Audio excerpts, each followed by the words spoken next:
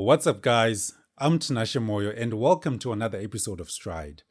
On this channel, my goal is to inspire people to take the first step towards their goals in life using my personal experiences.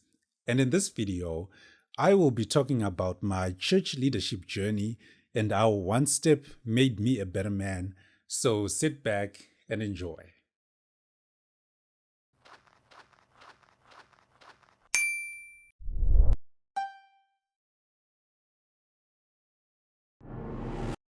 Okay, so this is one of my favorite things to talk about, so I'll get right into it.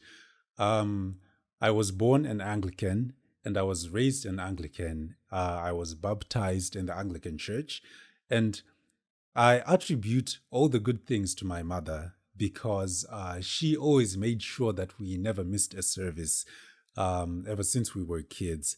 So I would always think that she was being cruel because I would see some of my friends not attending services on a regular basis.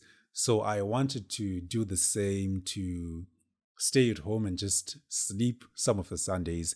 But then when you are a kid, you sometimes don't understand that a parent will only be trying to instill some kind of discipline.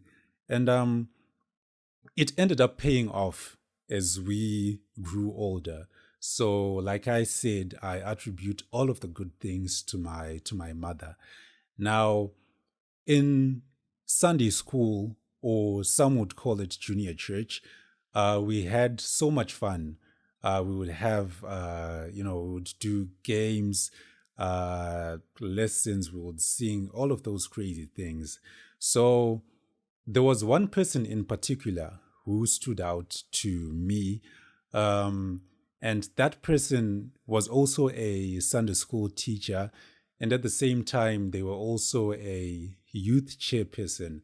So I liked the way that man, or rather that guy at that time, carried himself. And I took a lot of inspiration from him. And I was just like, man, I would love to maybe at least follow in his footsteps. So growing up, I made sure that I always took pages from his playbook. And he ended up growing into one of the best church leaders in our church. He became a church warden for quite a number of years, and he brought a lot of success to the church. So most of the time, he would handle church business in a different way. I loved the way he spoke in front of people. I loved the way he would give notices.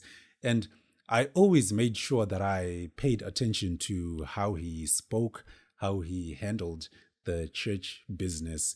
So that person is a really good friend of mine, even to this day, a really good friend of mine, someone that I consider a father, and someone that I consider a mentor as well. And that person is Mr. Ivan Mashu. I thank him so much for being such an inspiration to me. And I hope he gets to watch this video at some point in time. So during those years, I would just like to go back a little bit. During those years, I think in my high school years, I had actually transferred from a boarding school to a day school. And I think the time that I came back from boarding school, our church was actually starting. Oh, well, they were actually in the process of 10 days of prayer and fasting. So I think I attended the third or fourth service. So after the service, it's like the program, every single day will always have a different preacher, a different master of ceremony. So I think there was this lady, I probably won't say her name, but she's also special to me.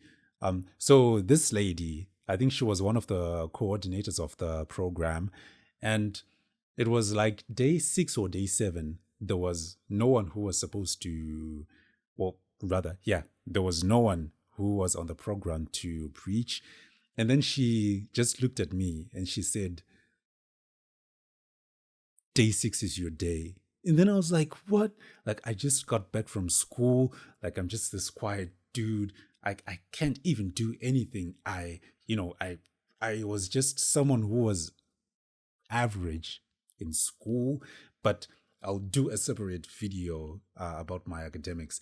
So I was just like, man, I always looked down on myself. I wasn't really, I wasn't really confident in myself. So she was just like, yeah, day 6 is yours. And I hated her, I think for like two days. Like, why would you just randomly pick me?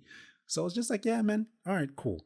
I'll see to it. So when the day came, I actually prepared my sermon. And when the time came, I actually went in front of people. I did my sermon.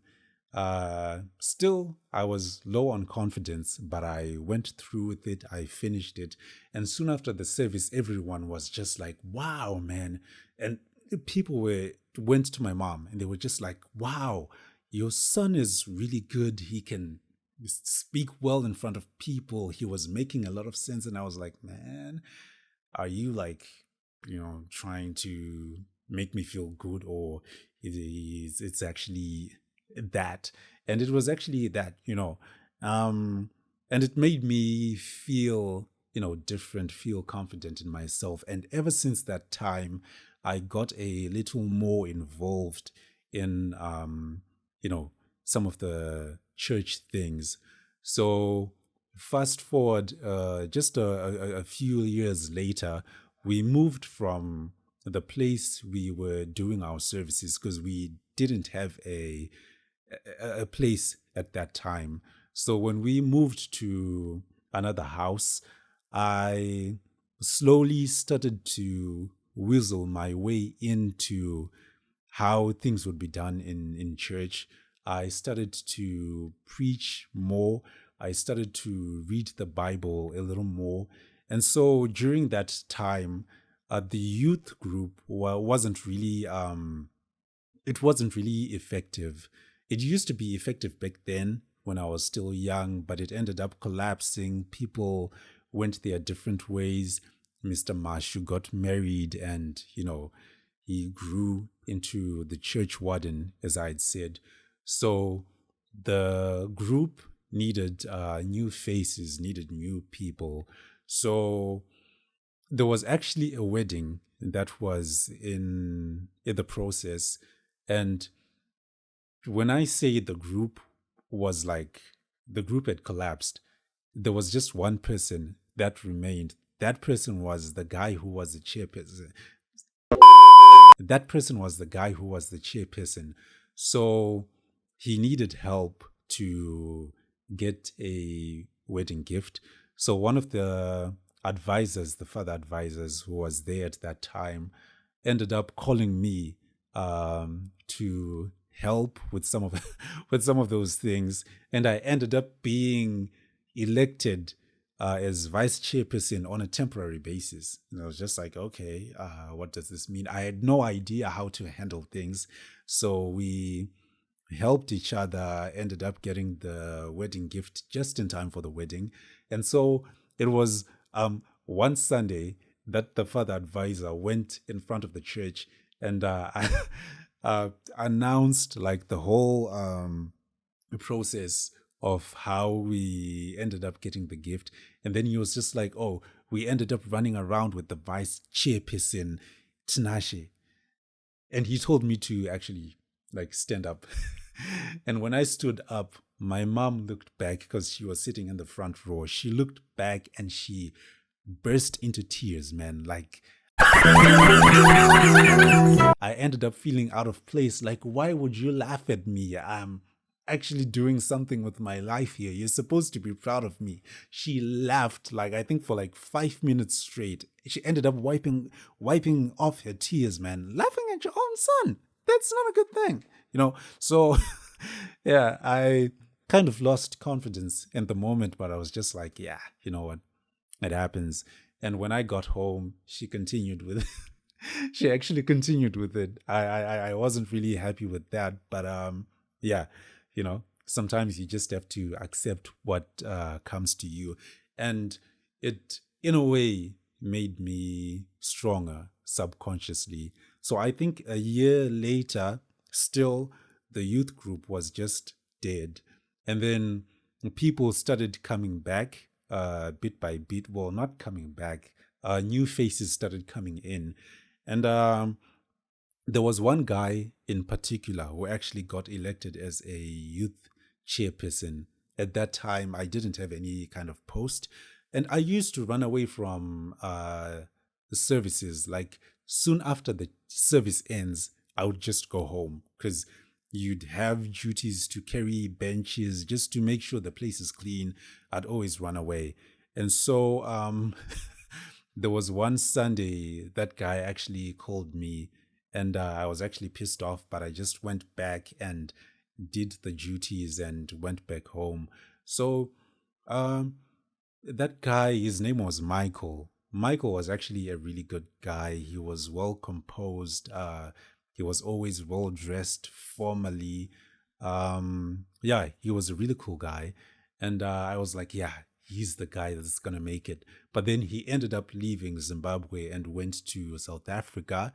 And that position needed a new person, a new face.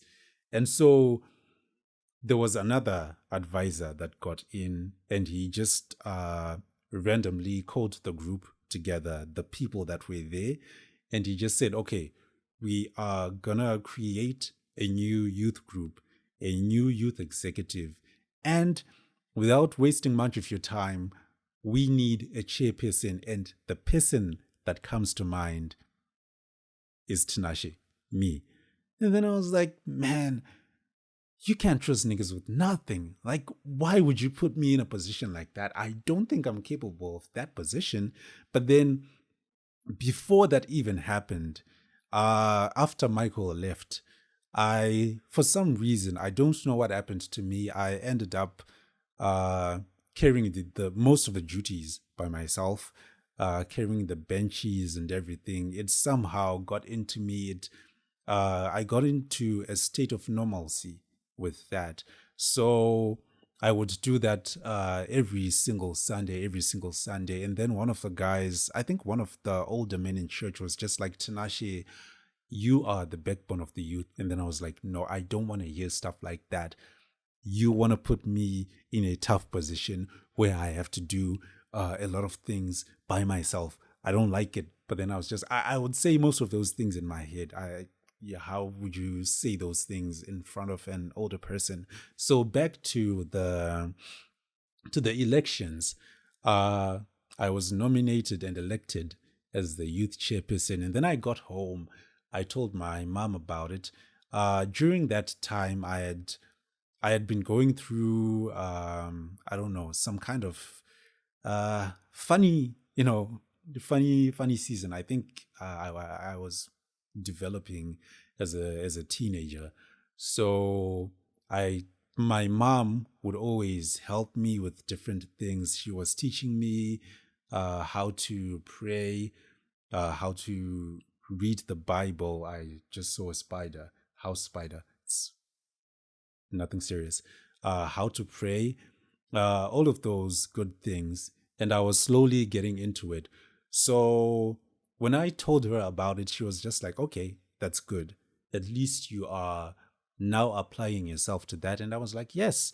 So I zoned into that position. I did my best. And to my surprise, I started working really well as the youth chairperson. I really loved that. We went to different functions, met different people. It was a really good time. And I ended up spending, I think, about 8 or 9 years in that same position as the youth chairperson, because people had developed so much confidence in me, the same confidence that I had developed in myself, because I had really devoted myself to that. And I always prayed about it like, okay, I really want to do good. and I was doing the best I could. There was a time where some of the people, I think the youth members, they went to different places. Some people went to school, some people relocated, and I was left alone again. And I would like wake up early every single Sunday, go to church, and arrange the benches, because these were benches you could lift and put in another place. So every single Sunday, I would do that, and I would then have to rush back home, take a bath, and then go back. And then by the time I would go back to church, the service would have started. And then I would probably be the last person to be there. So most people would be like, this guy comes late, this guy comes late. But then, I mean, duh, who arranged the benches you're sitting on? you know? But a funny thing, I really enjoyed that. I don't know why, but I really enjoyed that. It was just God working in me. So years passed, I kept on working as the chairperson. I ended up adopting the nickname, the chairman, because I was really doing the job with all my heart. And there came a time where I then got elected into, because there are different categories in our, like the Anglican Youth Association, because there's the church level, then there's what is called the area level, and then there's what is called the Anglican Youth Association group. So I got into the second level as the treasurer, and I worked as a treasurer for like 4 years. For some reason, people were confident with me in that role. And yet, the first time I got into that role, I had no idea how to do a financial report or even reading a financial report. I had no clue. I had no idea. But I ended up learning about it. And when I learned, I really did my best at that. I excelled in that. And so there came a time where people actually wanted to nominate me. So I served 4 years. I became a 4-time youth treasurer, and people wanted me to serve a 5th year, but then I felt like I needed to pass the torch to other new guys, and I politely declined that role. And during that time, I was nominated, or I was elected as the church secretary. And there were people who actually laughed at me, like, how do you accept a role like the church secretary? Man, that's a job for women. You're not a lady, man. You're a guy. But I was just like, you know what? I'm going to prove you wrong, So I really did my best in that role, because I was just like, man, I want to, I want to show people exactly what I can do, exactly what I'm made of. I'm more than just the youth chairperson. So I did my best. I made that position my own. You become a really good communicator. You become a really good writer, like taking down minutes and everything. I really did my best. And I would also make sure that I helped the church wardens as much as I can. And the following year after that, I ended up being elected as the church warden. Now, this was a role I dreamed of ever since I was a kid. There would be days where I would act in my room, like, start giving notices, exactly what Mr. Mashu used to do. I did exactly that. And, to me, it became a dream come true, because, I didn't know that by acting it out, I was actually manifesting that kind of thing. So I was happy, because my goal was to just keep on getting bigger and bigger in church, and God made all of that possible. And one of the best things about that was that my first term, you get into positions like that as 2 people. So it was me and my mentor. Mr. Mashu. That was one of the best things that ever happened to me because I always had that dream of working with that guy. And during that time, I learned so much from that guy. I think the whole year, I was the one who was just giving notices, getting in front of people because he was teaching me how to, speak to people, developing confidence in front of people. And it really, really worked. So our term ended because Mr. Marsh was then finishing up his second term. And then I was just going through my first term. I had to go through another term. So I got into the second term, which was also my last term, and I got into it with another friend of mine. So, for some reasons, my friend didn't really attend church for like that year.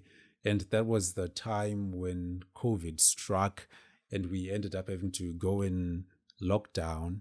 And it was difficult to run church business because when you don't go to service, you don't get offerings and all of those things. So you need money to pay church bills.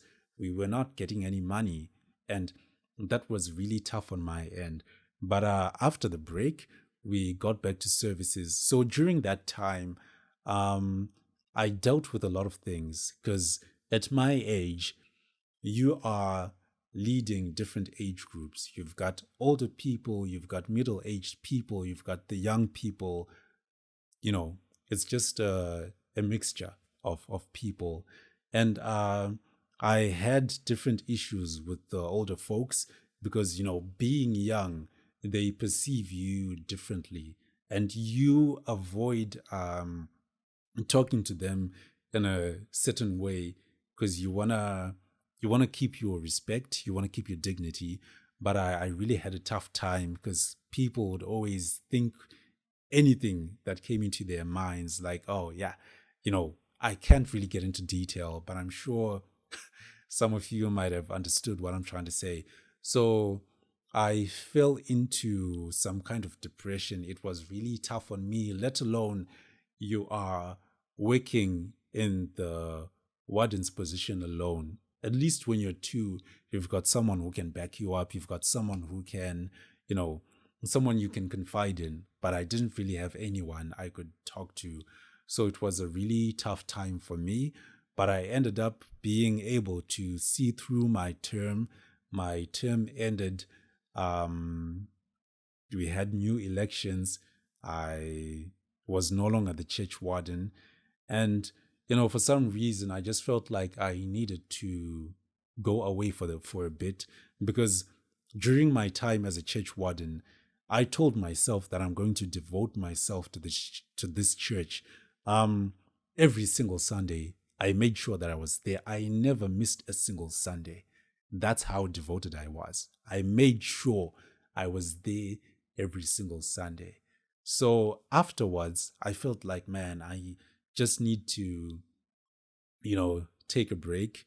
But then the way I did that, when I look at it now, it wasn't a proper way because you might think I was just like, I'm taking a break, but it was more like running away. Like, I don't want to be in this place. I didn't want to be in that place for sure because of what had happened during my term of office. I didn't want to be in that place. So I ended up, running away. And it really affected me because, like I said, growing up, I never missed a Sunday service. Maybe the only time I would miss a service was the time I would be sick or the time I would have visited maybe relatives or any other person.